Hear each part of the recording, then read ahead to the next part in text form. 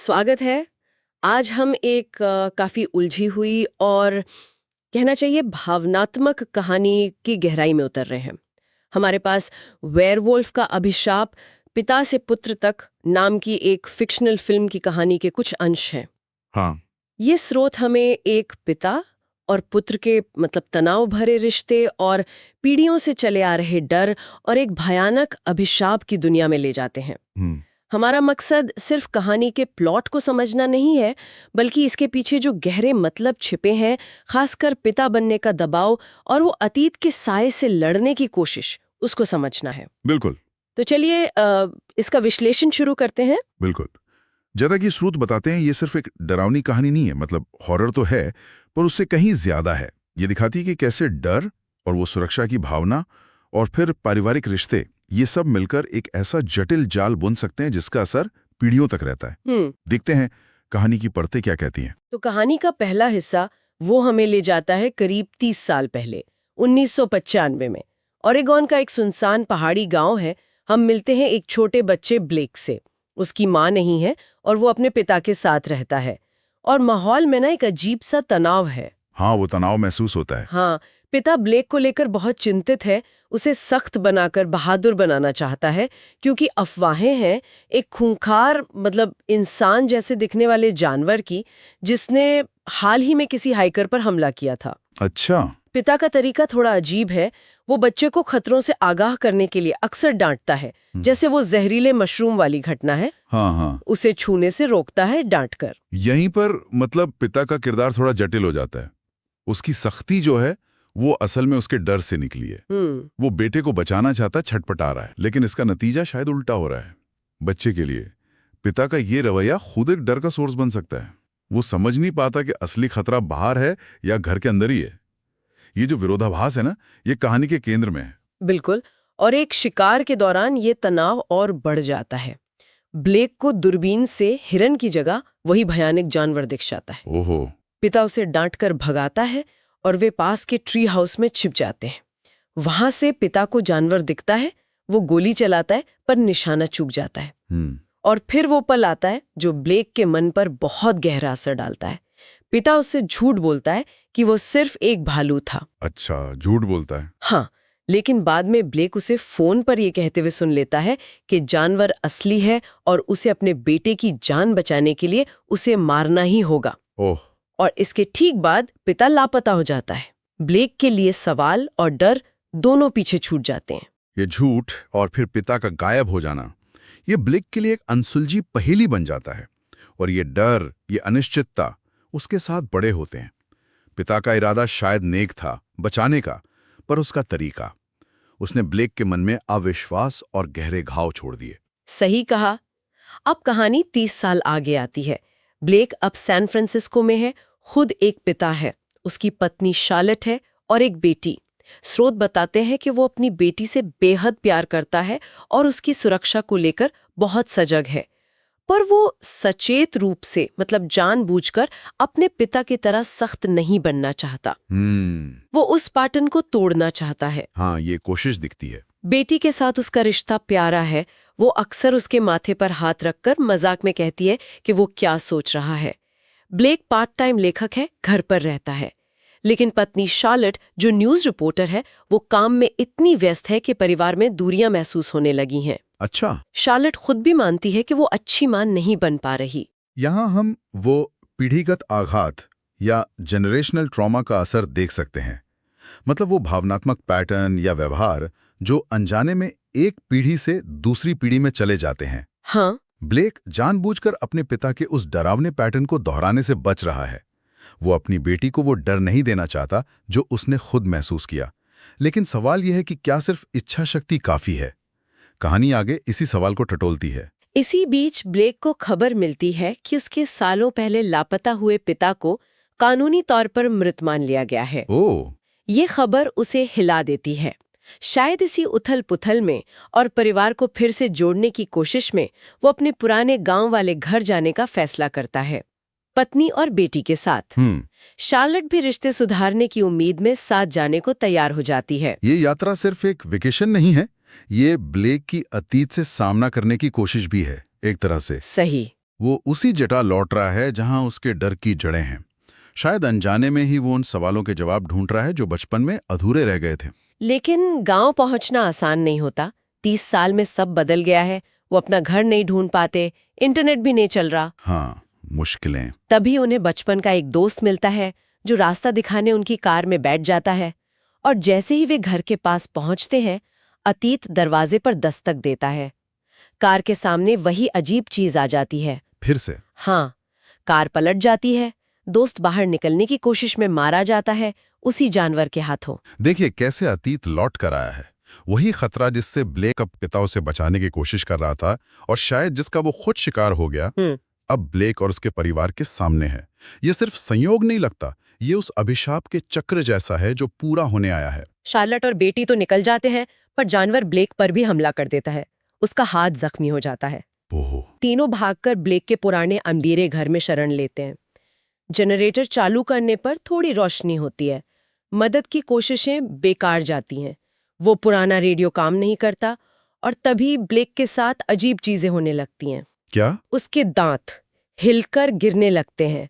हाथ के जख्म को वो कांच का खरोच बताता है, पर शार्लेट कहती है ये पंजे का निशान है। डर बढ़ने लगता है। ये संक्रमण की शुरुआत है। बहुत सूक्ष्म लेकिन भयानक संकेत। दांतों का गिरना, वो अजीब चोट, ये सिर्फ शारीरिक बदलाव नहीं है, ये पहचान खोने की प्रक्रिया की शुरुआत है। वो धीरे धीरे कुछ और बनता जा रहा है। हाँ, रात में ये बदलाव और तेज हो जाता है। ब्लेक को एक मकड़ी के चलने की आवाज भी बहुत तेज सुनाई देती है, जबकि बाकी सब सो रहे हैं। अच्छा। उसे एहसास होता है उसकी सुनने की शक्ति असाधारण रूप से बढ़ गई है और वो समझ जाता है उसे वेयरवुल्फ ने काटा था और अब वो खुद बदल रहा है। इंद्रियों का ये बदलना, ये वेयरवुल्फ बनने की प्रक्रिया का क्लासिक हिस्सा है। ये बाहरी दुनिया से कटने और अंदरूनी वहशीपन के बढ़ने का प्रतीक है। उसका शरीर और दिमाग दोनों अब उसके दुश्मन बनते जा रहे हैं। जल्द ही असली भेड़िया दरवाजा तोड़कर उस पर हमला करता है। शार्लेट हिम्मत दिखाकर कुल्हाड़ी से उसे भगा देती है। वाह। लेकिन इस हमले के बाद ब्लेक का रूपांतरण और तेज हो जाता है। आवाजें उसे डराती हैं। वो बोल नहीं पाता, डर से पेशाब कर देता है। ओह बेचारा। वो कागज पर लिखता है, मर रहा हूं। संवाद का खत्म होना और पशुता का बढ़ना, ये बहुत दुखद है। वो अपने परिवार को बचाने आया था, पर अब वो खुद उनके लिए खतरा बन रहा है। हाँ, ये कहानी का सबसे बड़ा विरोधाभास है। उसका डर अब सिर्फ बाहरी नहीं, अंदरूनी भी है। उसकी देखने की शक्ति बदलती है। बाल गिरने लगते हैं, घाव सड़ने लगता है। वो दर्द में खुद को नोचने लगता है। बेटी डर जाती है। शार्लेट समझ जाती है कि उन्हें निकलना होगा जल्दी। वे कार से भागने की कोशिश करते हैं, पर भेड़िया हमला कर देता है। वे पास के ग्रीन हाउस पर चढ़ जाते हैं, पर वहां भी सुरक्षित नहीं। ब्लेक खुद भेड़िया का ध्यान भटकाकर शार्लेट और बेटी को वापस घर भेजता है। हिम्मत वाला कदम। हाँ, लेकिन जब ब्लेक लौटता है, वो काफी बदल चुका होता है। बाल नहीं है, भेड़िए जैसे दांत पूरी तरह उगाए हैं। वो खून की उल्टी करता है, जिसमें भेड़िए की कटी उंगलियां हैं। क्या मतलब? उसने लड़ाई में? हाँ, लड़ाई में उसने भेड़िए को काटा था। उसे एहसास होता है कि वो अब पूरी तरह इंसान नहीं रहा। ये पशु प्रवृत्ति के हावी होने का चरम है। भेड़िए की उंगलियां खाना दिखाता है कि इंसानी चेतना लगभग खत्म हो चुकी है। वो अपने पिता के भाग्य के और करीब पहुंच रहा है। वो परिवार से दूर जाने का फैसला करता है, पर दरवाजा खोलते ही सामने वही भेड़िया खड़ा है। ओहो, फिर से? दोनों में भयंकर लड़ाई होती है। ब्लेक उसे मार डालता है और तभी उसे मारे गए भेड़िए के हाथ पर अपने पिता का टैटू दिखता है। नहीं। हाँ, वो भेड़िया उसका पिता ही था।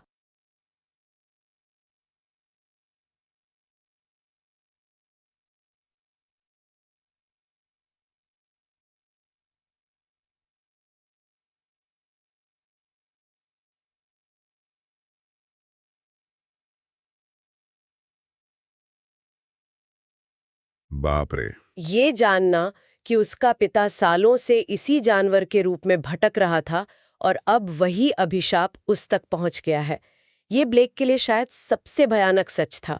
वो घर से भागता है और बाहर गिरकर पूरी तरह वेयरवुल्फ बन जाता है। चक्र पूरा हो गया। पिता का अभिशाप बेटे तक पहुंच गया। वो जिस चीज से सारी जिंदगी भागता रहा, आखिर में वही बन गया। ये नियति का क्रूर खेल लगता है। अब वो पूरी तरह भेड़िया बनकर अपने ही घर की तरफ बढ़ता है। शार्लेट दरवाजा बंद रखती है, चाकू निकाल लेती है। डर का माहौल। ब्लेक दरवाजा तोड़कर अंदर आता है पर परिवार पर हमला नहीं करता। उसका अंदरूनी संघर्ष चरम पर है। ये क्षण दिल दहला देने वाला है। ब्लेक का जानवर रूप हमला करना चाहता है, पर उसका बचा हुआ इंसानी प्यार उसे रोक रहा है। वो खुद अपने अंदर के राक्षस से लड़ रहा है। शार्लेट उसे खतरा समझकर हमला करती है। ब्लेक सिर्फ बचाव करता है। शार्लेट बेटी को लेकर पास के खलिहान में छिप जाती है और भालू पकड़ने वाला फंदा लगा देती है। होशियारी। ब्लेक दरवाजा तोड़कर अंदर आता है। अपनी बढ़ी हुई दृष्टि से वो उन्हें देख लेता है, पर हमला नहीं करता। आगे बढ़ते ही फंदे में फंस जाता है। ओह। शार्लेट भाग जाती है। ब्लेक फंदे से निकलने के लिए अपना पैर काट लेता है। क्या? हाँ, और रेंगते हुए उनका पीछा करता है। शार्लेट को कार के पास गिरी हुई बंदूक मिलती है और वो बेटी के साथ ट्री हाउस में छिप जाती है। वही ट्री हाउस? हाँ, वही। सुबह हो चुकी है। ब्लेक ट्री हाउस पर चढ़ता है। वो उन्हें देखता है पर चोट नहीं पहुंचाता। स्रोत बताते हैं कि उसे गहरा दुख होता है कि वो अपनी ही बेटी को डरा रहा है, बिल्कुल वैसे ही जैसे वो अपने पिता से डरता था। और फिर कहानी का सबसे मार्मिक पल आता है। बेटी, जो उसके विचार पढ़ सकती है, शार्लेट से कहती है, मॉम, डैड चाहते हैं कि आप उन्हें मार दें। ओह गॉड। शार्लेट हिचकिचाती है। ब्लेक उसे उकसाता है और कांपते हाथों से शार्लेट गोली चला देती है। अंततः हाँ, गिरते हुए ब्लेक जंगल की उसी खूबसूरती को देखता है जो उसे बचपन में पसंद थी। बेटी उसके आखिरी विचार पढ़ती है। डैड, आप अभी भी सोच रहे हैं कि आप अपने परिवार से बहुत प्यार करते हैं, इसीलिए आपने हमें नुकसान नहीं पहुंचाया। और ब्लेक दम तोड़ देता है। अंत में उसका प्यार जीत गया, लेकिन जीत की कीमत उसकी जान थी। उसने अपने परिवार को खुद से बचा लिया। ये एक त्रासदी है, लेकिन शायद ब्लेक के लिए यही मुक्ति थी। उस अभिशाप से, उस चक्र से आजादी। माँ बेटी दुखी हैं, पर शायद ब्लेक की कुर्बानी को स्वीकार करते हुए एक अनिश्चित भविष्य की ओर बढ़ जाते हैं। कहानी यहाँ खत्म होती है। तो इस कहानी का विश्लेषण हमें दिखाता है कि ये सिर्फ एक मॉन्स्टर फिल्म नहीं है। ये पीढ़ी दर पीढ़ी चलने वाले डर, पिता बनने की जिम्मेदारियों के बोझ और प्यार की ताकत की कहानी है, जो सबसे भयानक हालातों में भी रास्ता दिखा सकती है। ब्लेक की अपने पिता जैसा न बनने की वो छटपटाहट और फिर भी उसी रास्ते पर चले जाना, ये इससे और भी जटिल बना देता है। हाँ, ये दिखाती है कि कैसे अनसुलझे पारिवारिक मुद्दे और डर एक अभिशाप की तरह काम कर सकते हैं, भले ही वो अलौकिक ना हो।